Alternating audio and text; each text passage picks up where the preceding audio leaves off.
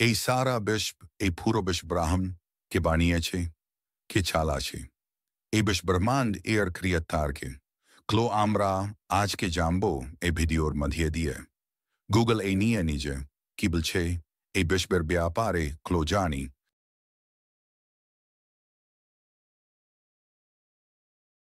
In Hindu cosmology, the concept of a God of the universe is multifaceted, with deities like Vishnu, Brahma, and Shiva each playing a role in the creation, preservation, and destruction of the cosmos, often viewed as part of a divine trinity.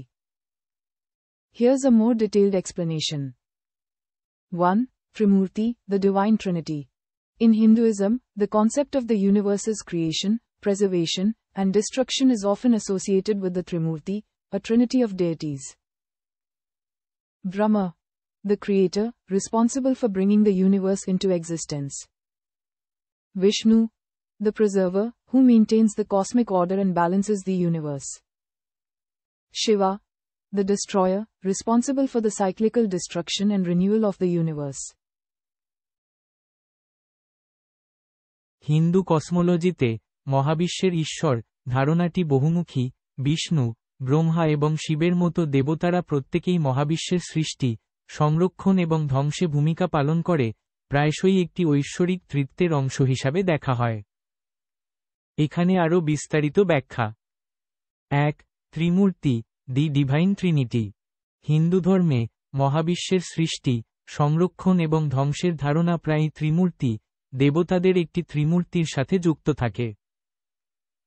Brahma, সৃষ্টিকর্তা, মহাবিশ্বকে অস্তিত্বে আনার জন্য দায়ী।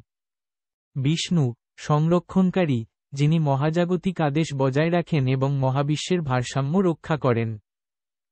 শিব, ধ্বংসকারী, মহাবিশ্বের চক্রাকার ধ্বংস এবং পুনর্নবীকরণের জন্য দায়ী। 1. পরম প্রভু হিসাবে বিষ্ণু, হিন্দু ধর্মের একটি প্রধান শাখা বৈষ্ণব ধর্মে, বিষ্ণুকে পরম প্রভু, সমস্ত সৃষ্টির উৎস এবং চূড়ান্ত বাস্তবতা হিসাবে বিবেচনা করা হয়। 2.